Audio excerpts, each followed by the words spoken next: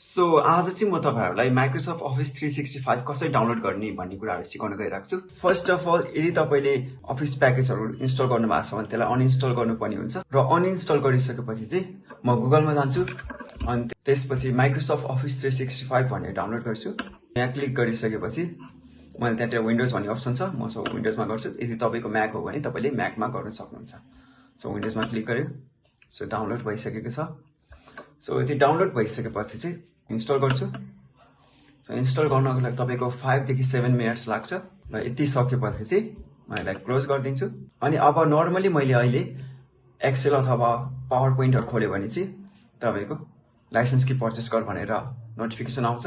So यो bypass गर्नको लागि चाहिँ मैले के गर्नु पर्यो भन्दाखेरि गुगलमा जाने अनि टाइप गिटहब एक्टिभेसन स्क्रिप्ट फर्स्टको लिंकमा क्लिक गर्ने। त्यसपछि चाहिँ यहाँबाट हामीसँग फर्स्टको कोड कपी गर्ने। कपी गरिसकेपछि तपाईले पावर सेलमा जानुस्। सो पावर सेलमा गएपछि चाहिँ तपाईले त्यो कोडलाई कपी गरिसकेको हुन्छ।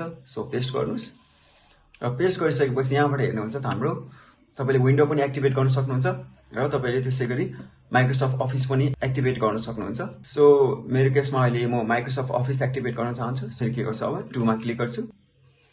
सो त्यसपछि फेरि यहाँ अप्सन आएको छ। सो म 1 क्लिक गरेर छोड्दियो। यो स्क्रिप्टले चाहिँ के गर्छ भन्दाखेरि अफिसलाई एक्टिभेट गर्छ र अब मैले एक्सेलमा खोलेर हेर्यो भने तपाईको कुनै पनि नोटिफिकेसन आउँदैन।